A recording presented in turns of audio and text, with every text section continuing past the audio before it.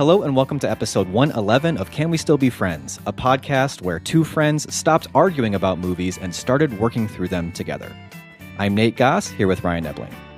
As we said at the end of last episode, we're calling this our gap year, the year we watch movies that have been on our watch lists.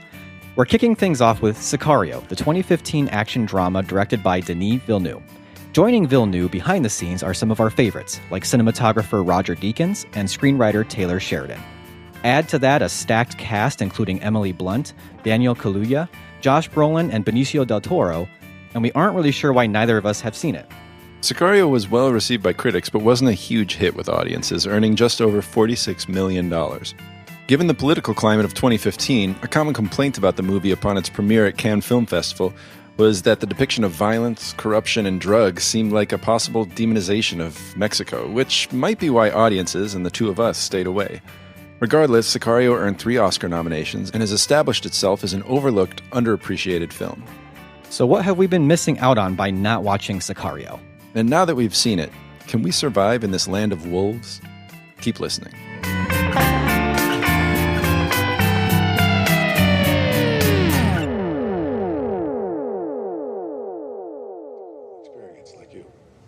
State Department is pulling an agent from the field that specializes in responding to escalated cartel activity. You'll be part of the team. You meet up with him at Luke tomorrow? Day after. Early. Air Force Base. Yeah, we're gonna go see Guillermo. Diaz's brother. That's the one. Where is he? He's in the El Paso area. What's our objective? To dramatically overreact. Okay. All right, so that there is basically the plot of the movie. Yeah, kind of. It's the setup it's for the movie. Looping in of Emily Blunt, although we soon find out that she has not actually been looped in. That's true, yes. But that's sort of the setup for the movie. Yeah, it's the ostensible plot. Yes, so that was FBI agent Kate Macer, as played by Emily Blunt, being told about this new mission to see if she wants to join it. It's an interagency mission, and in that room was Matt Graver, played by Josh Brolin, who kind of plays this mystery leader of this new interagency operation. Yeah, they say he's a DoD, Department of Defense consultant. Yeah. But is he?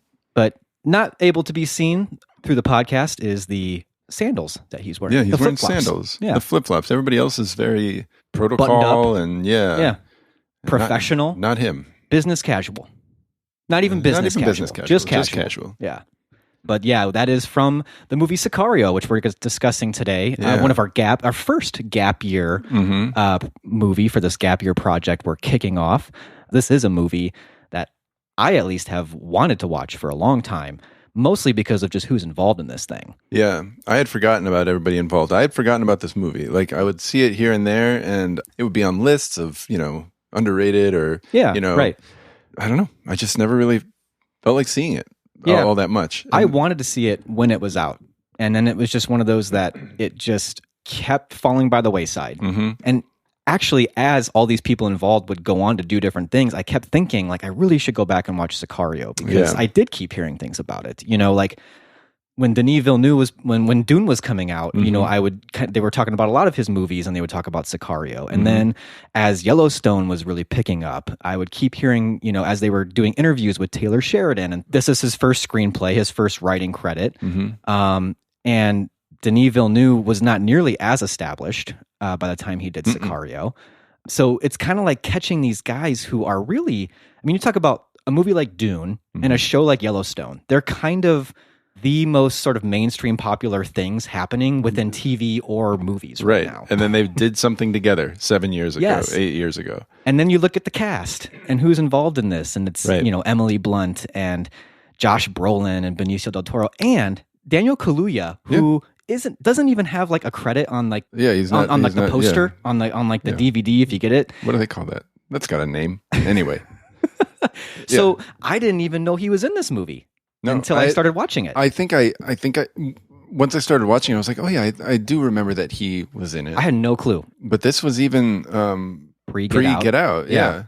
And then, Jon Bernthal shows up. Right. Benicio Del Toro. It's just, you sent me the text saying, well, what about Sicario? And I was like, oh, okay. And then you were like, Roger Deakins, Taylor Sheridan, like the cast. And I was like, oh, yeah, okay. Yeah. And then, let's watch this. And then also that it was really well reviewed in its time.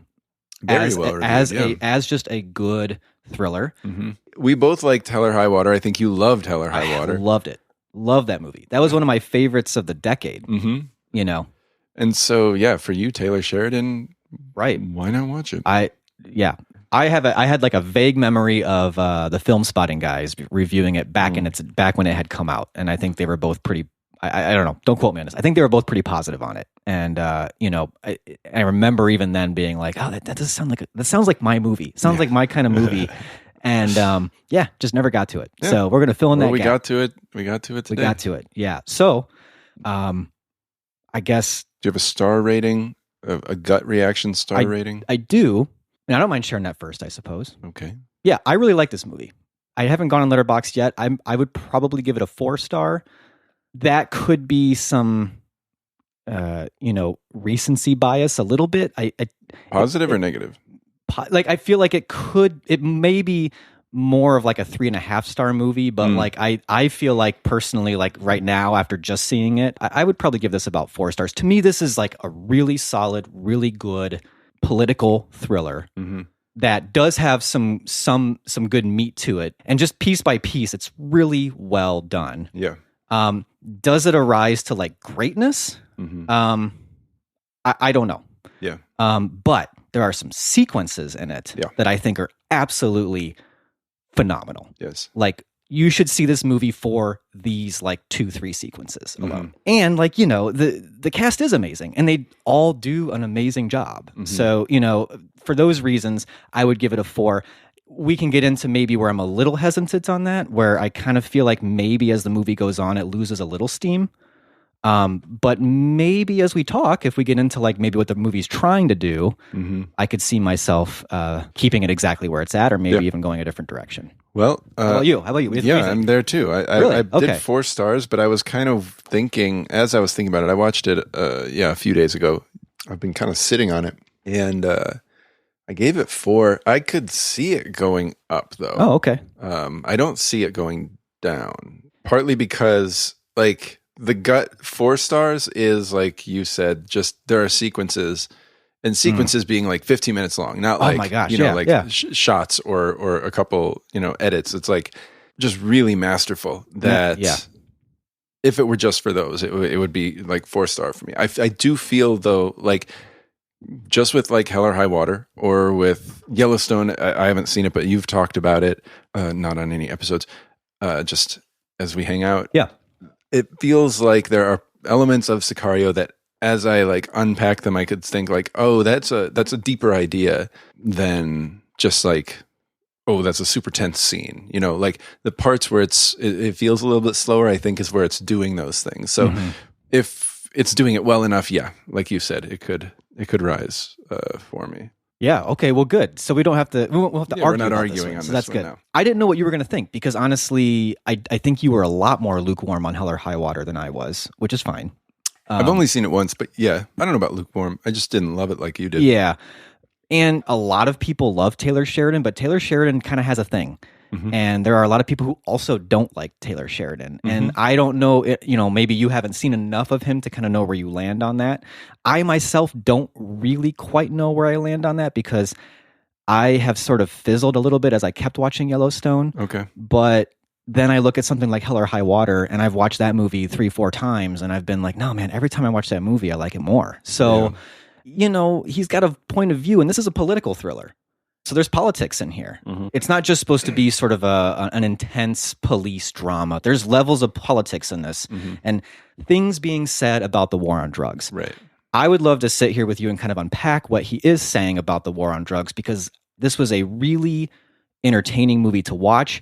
It was tense. It was intense. It was exactly what it actually, I think, did what it set out to do. But thematically, what it's saying about those things, I still haven't quite figured out what it's saying and where I fall in with that. You know, like whether I agree with Taylor Sheridan's interpretation of the war on drugs, or even that I can really understand what he is saying about those things. Yeah. Well, one thing, I don't know if this is a starting point, but it's an observation I have. With Hell or High Water and with Sicario, these are very America-focused screenplays, but he chooses or he works with non-American directors in both situations. That's true. Yeah. And then he directed and wrote Wind River. Wind River, yeah. And those are supposed to be considered kind of his frontier trilogy. Okay. You're talking about Denis Villeneuve with this movie, and then Hell or High Water was directed by David Mackenzie, who's from Britain. Yeah. Denis Villeneuve is he's French-Canadian. Right. So, yeah. So I feel like that comes through in Sicario, in that where your allegiance is not clear. You know, like where you're supposed to be, aside from Emily Blunt. Yeah. But even so, her desire to be a part of it is questionable as far as what you think about her. Right. Well, and she's definitely playing the audience surrogate in this whole thing. Yeah, for sure.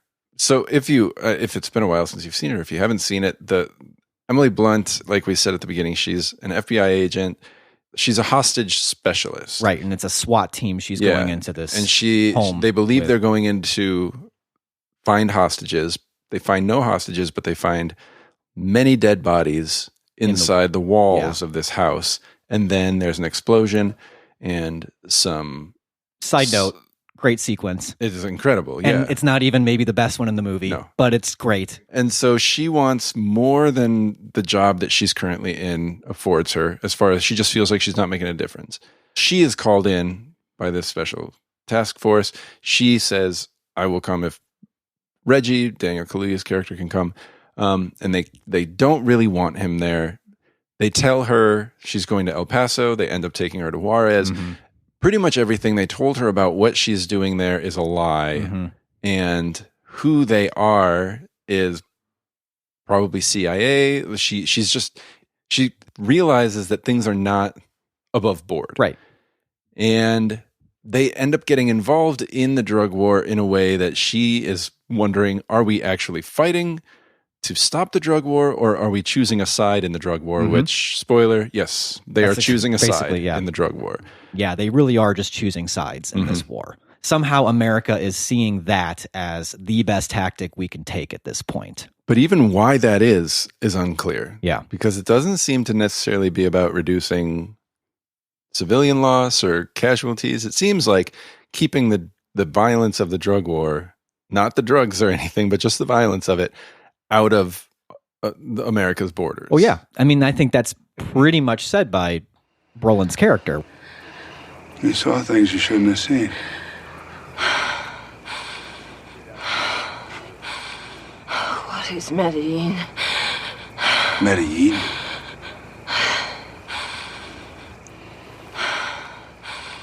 Medellin refers to a time when one group controlled every aspect of the drug trade,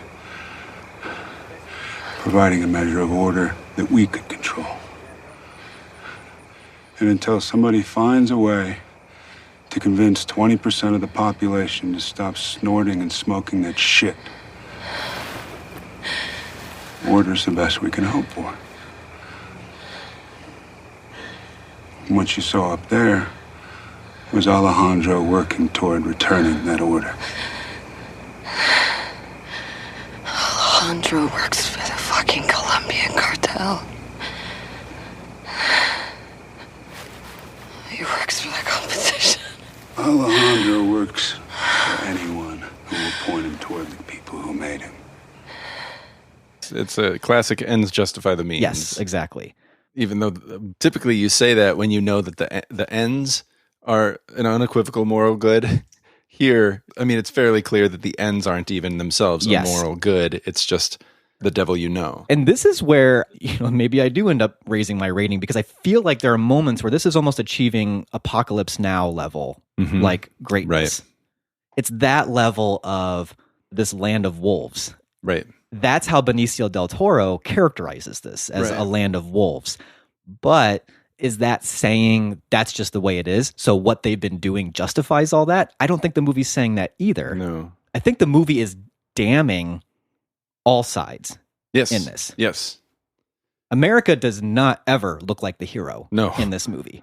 If it does, it's that Emily Blunt and Daniel Kaluuya's characters are American.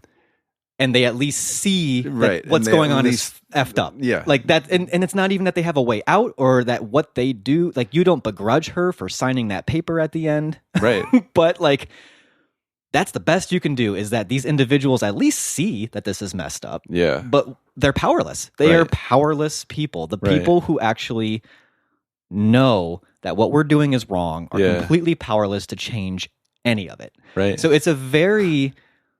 I mean, you could say cynical. But you could say just realistic. Right. I wonder if some of what sits uneasily with the movie is how much it looks like, or the story is reminiscent of other types of stories we've seen, where the hero does have some sort of climactic moral victory. Right. And especially making it a female lead, where you would be like, oh, a strong, powerful woman who can like come in and she's as good tactically as the men, but her moral strength gives her this edge and she is able to like do the right thing. And then it's just, no, it is so much bigger than anybody, especially one FBI agent. There's no way. She's just being used. Yeah. That's it. She doesn't even have a real role to play in this, other than just being FBI. If anything, we need you to be on here so that the CIA has an excuse. Because they had a law enforcement official with them, they can do, they have jurisdiction. Right. And you don't even get like the payoff of like, say, Jodie Foster's character in Silence of the Lambs, where at least she solves a mystery. Right. You know? And yeah, it's really hairy at the end of that movie. Yeah. But like, she ends up at least okay. gets Buffalo Bill. She like, gets Buffalo Bill and thing. she figures that out. You know, you don't get that kind of payoff in this movie. What she figures out, her big revelation is that she was just being used the whole time. And she can't there's do nothing anything. You can do with that. She can't do anything, or she could choose to die. She even says, like, she tries to take the high road in saying, I'm going to tell everybody about this. Right. And then you kind of realize pretty quickly watching the movie, and you've been in this world long enough to be like, yeah, that ain't going to go well. No. Who would she tell? What are you going to do? All the people that we've seen be her superiors were in on this, like know about it, right? I guess the studio fought pretty hard to make Kate a male role. And Sheridan and Villeneuve said absolutely not. And what do you think is the effect of having the lead be a woman? I think it helps just practically with the plot, where it is very believable that a character like Josh Brolin, that Mark Graver character, what's he looking for? He's just looking for somebody who he can push around. Mm-hmm. That a character like that would look at Emily Blunt's character and say, "Yep, that's the person for this job." Mm-hmm. You know, by having it be a woman and by having her partner be black and having them be who they choose, this is who they seek out to sort of play these patsy roles. Mm-hmm. That says a lot about those power structures and the patriarchy embedded in those. That's one thing. The second thing is, well, I don't know about this. I mean, if you just look at Emily Blunt's performance, unbelievable. It sells itself. Yeah. As someone who, you know, because you think about, let's go back to even Jodie Foster in Silence of the Lambs. In that episode, we talked a lot about all the stuff she would have had to just overcome to get to her position. Right. So by having a woman in a similar position in this movie, you've got someone who you can kind of tell has already had to work very hard to rise to where she's at, but also has to be someone who can think for themselves and knows sort of for themselves what right and wrong is. Yeah. And this is someone who is strong because of the position they're in as a woman. Yeah. And the only woman. I mean, she's the only woman on that SWAT team. Right. In all of the different interagency missions, she's the only woman as far as I can remember. Mm-hmm. I think she might be the only woman in the entire movie, except for the cop's wife, the Mexican cop's wife, for like a second. Yeah, you might be right. It also does add to the tension because she's so alone already. Right. When things start going crazy, it just is another way of saying she's really got nobody to turn to except for her partner. Yeah. Reggie. I don't know. What are your thoughts on, No, on I- why it's important to cast a woman in that role? I think everything you're saying makes a lot of sense. I think they don't show it, but I think we understand, given the way law enforcement and military and everything works, for a woman to rise to those ranks, she would have to be way better than anybody else, or play the game. And we see that she doesn't play the game. Right. She spots the game, and the discrimination. Like, one of the first things Josh Brolin's character asks her is, "Are you married? Do you have any kids?" Asking these questions that you would not expect them to ask of a male. Sexist. Right. And she clearly She sees it. and doesn't back down. Her answers are not demure. It sets up her realization that she is irrelevant to be more devastating. She could usually spot that sort of stuff and at least overcome it or survive it, and then she just realizes, oh, I'm not surviving any of this. And that the more you do know, it's not going to make things any more clear. It's just going to make you more depressed about and isolated. Yes. And she like throughout the movie loses weight, begins smoking again. Like it takes its toll on her. I don't know exactly what to make of the scene with Jon Bernthal. So this is, if you haven't seen it for a while, this is a scene where it starts with she's at a bar. She's just hanging out. Reggie takes her to a bar and introduces her to an old colleague or something. Yeah. Played by Jon Bernthal. Who's a cop. And it turns out he's corrupt, and she recognizes that, and they struggle, and he almost kills her before Benicio Del Toro comes in and saves her. Right. Now, what I read was that the whole Jon Bernthal thing wasn't actually in the screenplay. Jon Bernthal had maybe tried out for a different role or something like that, and Denis Villeneuve loved him so much and wanted him in the movie so much that he kind of wrote this in. But he also did feel that played an important part in the plot. Yeah. Well, I agree. For one thing, it goes a long way to establishing why Kate would go along with Alejandro. Alejandro's the Benicio Del Toro character, who's this mysterious. We find out later he's the Colombian cartel representative. Her BS meter should be going off and has been going off with this guy. Right.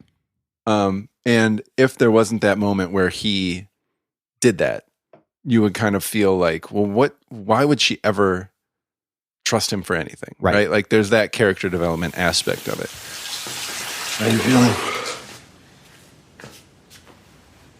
Better? Yeah. Well, you should have shot him.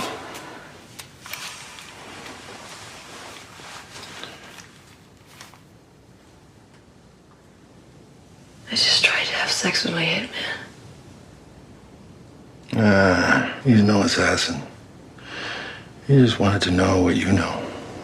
They're after us, not you.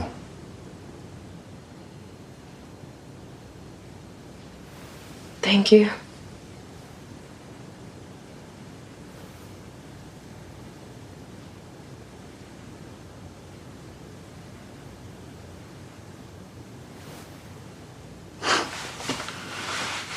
You remind me of someone very special to me. I don't know, like, part of me is like always skeptical and should probably be more skeptical of any time that violence against a woman is used as a plot device like that. Did she have to, experience dating violence and almost die for that connection to be made? But what I think it adds is why in the end she would give up. Because it's an early example of how she cannot be in control, right? Like how there are a lot of things structurally that she should have been able to come out ahead in that situation. He was just a police officer. She was an FBI agent. He was caught red-handed in corruption.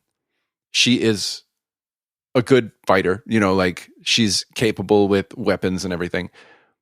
But with all that, a man determined to protect his corruption could still overpower and even kill her. I think there's that scene, and there's a parallel to it with Mark Graver in that tunnel scene. Right. When she really realizes after that tunnel scene who Alejandro is, and she's saying, I'm going to go tell everyone. Yeah. You have a very similar scene where Josh Brolin kind of pushes her down. Yeah. Because she punches Oh my him. gosh. She punches him. Yeah. But then he uses his strength to push her down, and it's the same thing that the Jon Bernthal character does, where they keep disguising it as them helping her, kind of saying like, stop, stop.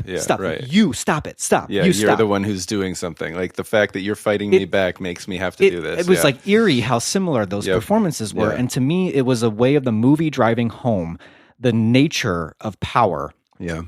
In the most bestial sort of sense of like just actual physical strength dominating someone when it's threatened. Yeah. Not in the sort of like nation state level, but there's a sort of analogy to that too. Right. Where America is sometimes kind of like that. Yes. Where it's kind of like these other countries, when they start getting too smart, when they start getting too savvy, if we don't know what to do about it, what we're going to do is we're going to basically just take all of our military strength, our actual physical strength, and pin you down and tell you to stop. Yeah. And we're going to keep doing it until you stop. For your own good. For your own quote good. Unquote. Yeah. Yeah. Do you know what I mean? Yeah. Like, there is one idea. And it is devastating and depressing that idea works to maintain control the way it does, like the oppressive control. And because it's so aware of those structural imbalances, with Reggie being a black character, you also know, oh, he's limited in his influence too. You know, they are alone and she is alone. Like even if Reggie tried to step in and help, that's not going to happen. I keep going back to, and this is really important, I think, for this movie. It is very apparent that both Reggie and Kate, they are not weak. No. They are strong characters, but they are just powerless. Yep. You're just trapped. You're trapped and you're powerless. Yeah. Where the movie could pin this in one personality type or in one experience, it's bringing in Kate as a woman, Reggie as a black man, Victor Garber as a not military, not like a grunt. It's showing the totality of it. If Kate were a male character, like the movie would be sort of telling a story, one example of corruption. Right. Even if the same arc that he found himself to be irrelevant and powerless, it would feel, and this is speculative, but like it was one example of a rogue consultant, but by situating it within other power imbalances, it's taking this very specific example and saying it all empowers that sort of behavior. And whether it's one man and one woman in an apartment, or it's one superior and one person underneath them on a project or on a mission, or it's one nation to another nation, this is all the same thing. Mm-hmm. And that is where I feel like I start to kind of pull in parallels with something like Apocalypse Now, which does that also very well. It can bring it down to the character level, but that character level interaction is saying a lot about all of human nature, right? And also systemic things about how human nature overflows into actual political action. Right. And you've got this character like Emily Blunt who's on the ground seeing what's happening and saying, this is just really messed up. Yeah. And I think where Apocalypse Now had an easier job is they were talking about Vietnam. Right. In 1979, right? Like where during Vietnam, it was a toss-up as to whether this was morally correct. By 1979, obviously. Right. Oh, what a radical stance. Yeah, Vietnam. like great job. This Apocalypse Now is amazing, by the way. It is, yeah. But like as far as bravery of a viewpoint, sure. I feel like Sicario is stronger in that there are a lot of people who would not question the war on drugs. And it's not like they don't know about disproportionate punishments, violence, arrests, all that sort of thing. They buy the message that the ends justify the means. Right. And this movie is really saying, like, no, we really need to think about the means, like, a lot. Yeah. And what the purported ends are versus the actual ends. Right. I think some of that complexity that they're shooting for, and I want to talk for a second about whether or not that's effective, is with the police officer character from Mexico. I think his name's Silvio. He's got, like, we see snippets of his life where his son wakes him up every morning. He's an alcoholic, but under the table sort of alcoholic. He's living his life okay. For a long time, we really don't know why we're seeing this guy, and it doesn't really make sense until near the very end when we see that he is a corrupt police officer who's running drugs for the cartel. And I feel like it's going beyond just humanizing someone who might be vilified. Oh, the police in Mexico are corrupt.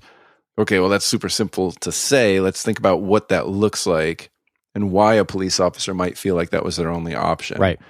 I kind of feel like that's a bigger thing to explore than how they do it. Yeah. It feels a little shoehorned in a little bit. Yeah. But it is also how they end the movie. Like, they end the movie with that guy's family. Right. And hearing gunshots in the distance. Right. Just to kind of, it's now that you mention it, that is kind of interesting that, like, if you didn't have the Jon Bernthal character, you could kind of see police corruption, like policia, like the police department, and they're intertwining with the drug trade as a strictly Mexican thing. Mexican problem, right.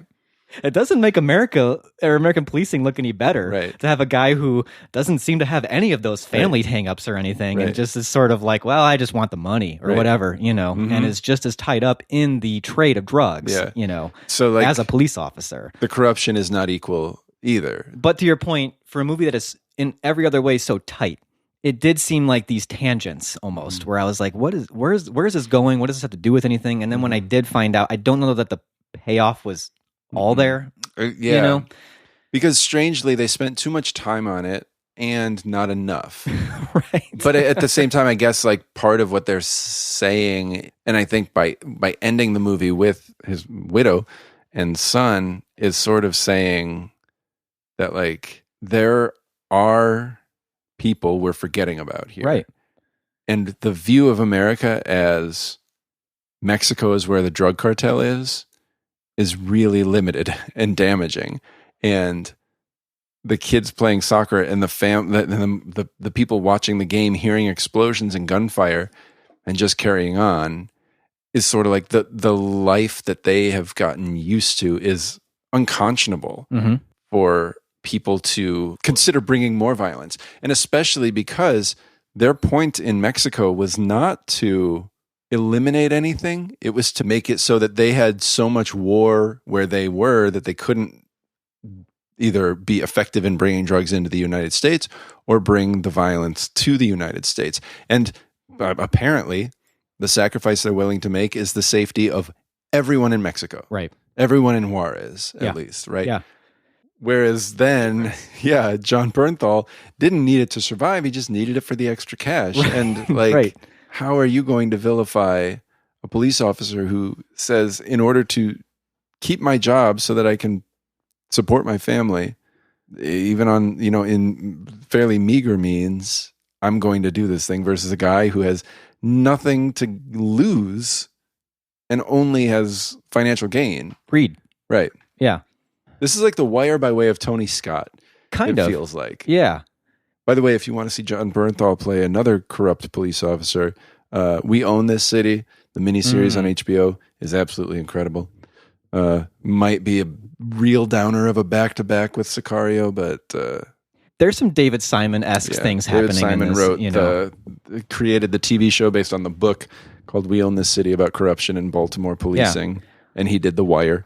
And I guess when I see movies about corruption, whether or TV shows, whether it's The Wire or something like this, what I wonder about what it's doing to me personally is it's all very convincing to where I'm kind of like, that must just be how the world works and how it actually is. Do I really know that? Yeah.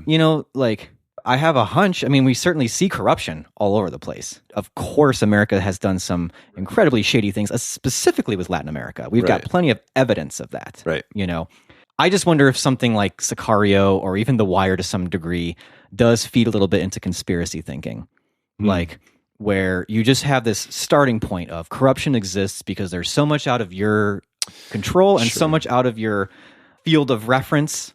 Yeah. Then someone makes a film and it's just like, take it from me, this is how it's happening. This is what's going on. Yeah. But like right now in this day, is this how the drug war is being fought? I don't know. I'm kind of taking Taylor Sheridan and Denis Villeneuve's word for it. Maybe a lot of this just is true, but I don't know. If this movie were basing this off of maybe not one news story, but a couple different news story, we're building this story. But I don't know if that's the case with this movie. I kind of get the sense that Taylor Sheridan just has an idea, like a vague sort of like instinct about things and is like, you know, trying to craft a really good thriller out of it and also say some things about the futility of the war on drugs, which I am all for. Yeah. Saying something about that. Well, but what if it really is like this? Are you against saying it that it is? No. If it is. Yeah. But I guess I just don't know if it is. Like, do we have Josh Brolin-like characters coming in and pulling agencies together and then throwing these missions to try to get our drug? I mean, I obviously can't guarantee it, but I guarantee it. Right. Yeah, probably.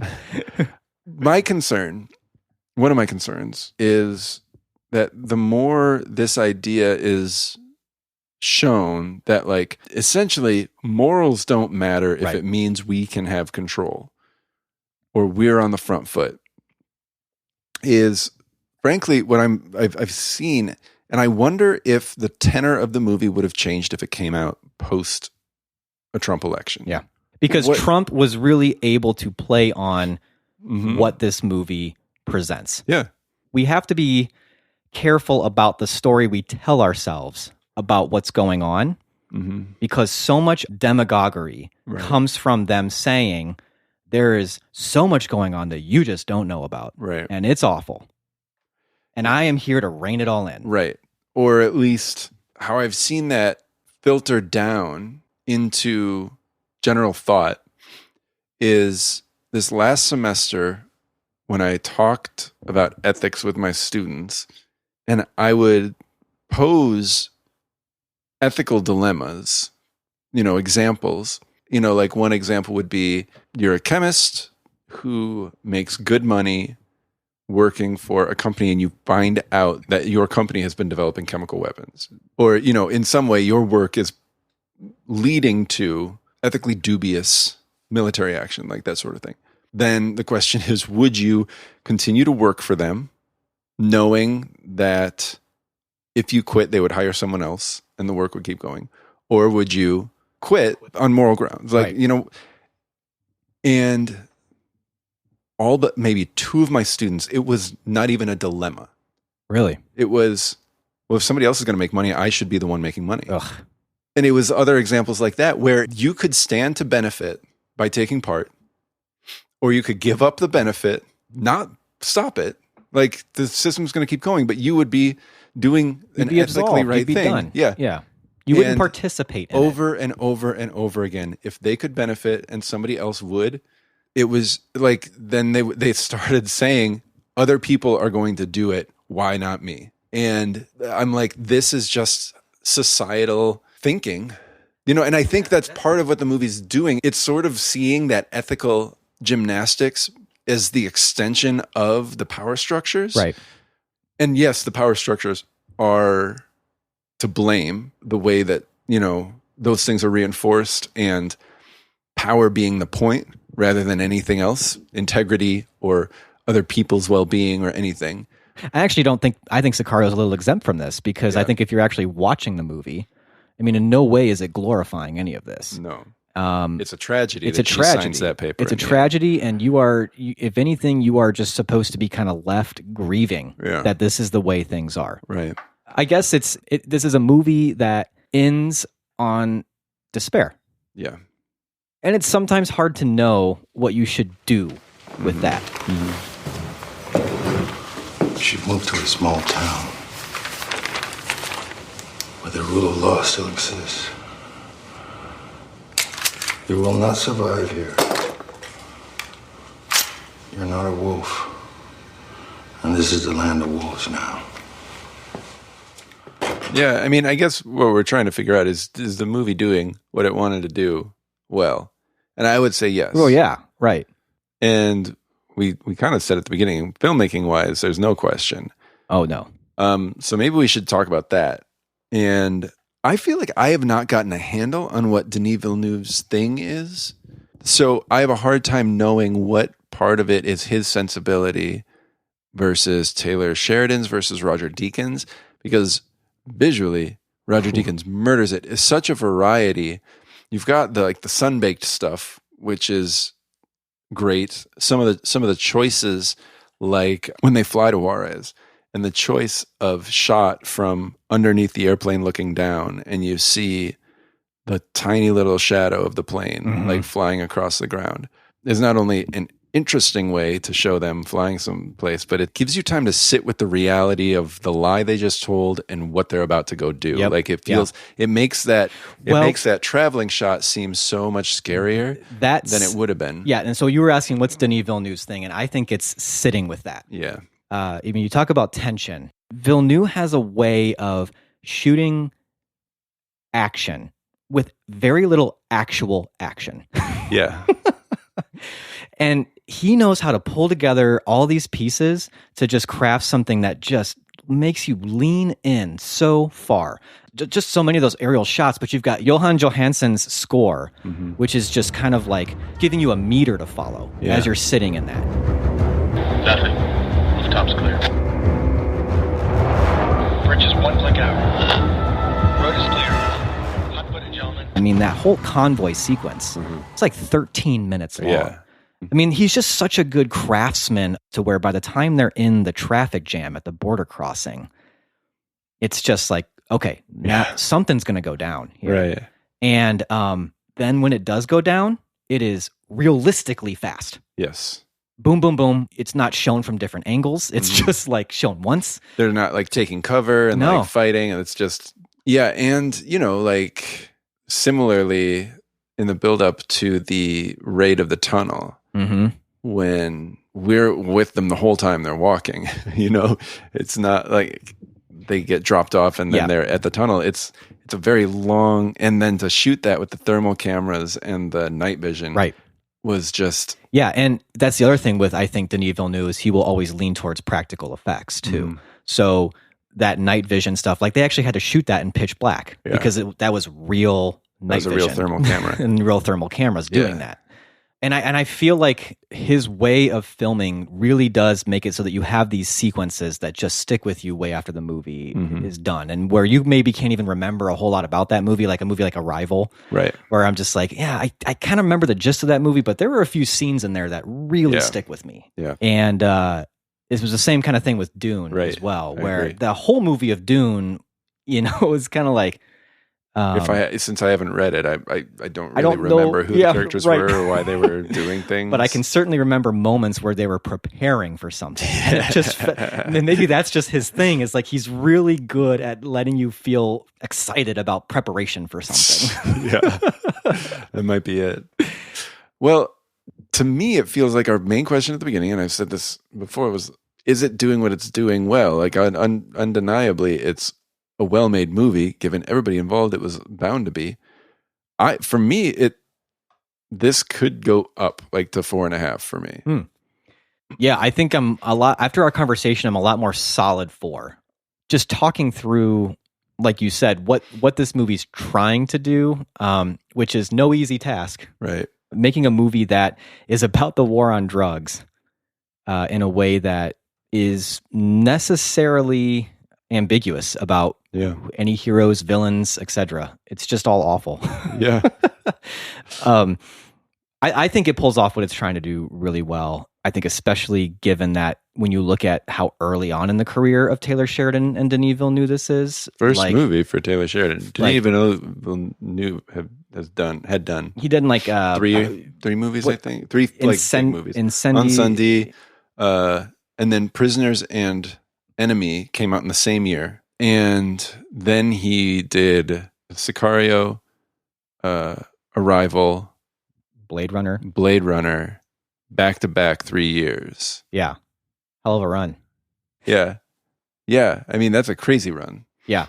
And also, I looked at her filmography, and I've seen a lot of Emily Blunt movies, but I think this is by far my favorite performance she's ever given, and really kind of put her more on my radar. Yeah. I think. I don't know how you feel about that, but she was incredible. And yeah, I will. I mean, she wasn't not on my radar, but now, like you said, definitely a draw. Yeah. Now, so I would squarely keep this at 4 stars. Maybe even on a little bit more reflection, I could be with you and maybe raise it up to 4.5 or consider doing that. Well, it's a successful gap year so far. Yeah. Really taking advantage of that. Really taking advantage of that gap year. 1 for 1. Yeah. And so we'll talk about the next gap we're going to be filling in, rectifying. And this one comes with a guest. Yeah. Who suggested this movie to us. Right. I'm real excited about this next one. Real quick though, Best Buds, right? Best Buds, We're good? Of course. Yeah. Okay. All right. Yeah. So next episode, what are we doing? Well, I have less knowledge about this movie than I did Sicario going in. I felt like I knew nothing about Sicario. I know Diane Lane's in it, right? Yeah. Well, how about this? So you were saying we got a guest coming in. Yeah. How about our guest reached out to us on Instagram. Yeah. And she just sent us a message. Friend of ours. She says, I'm just going to read this. She says, have you guys watched Under the Tuscan Sun?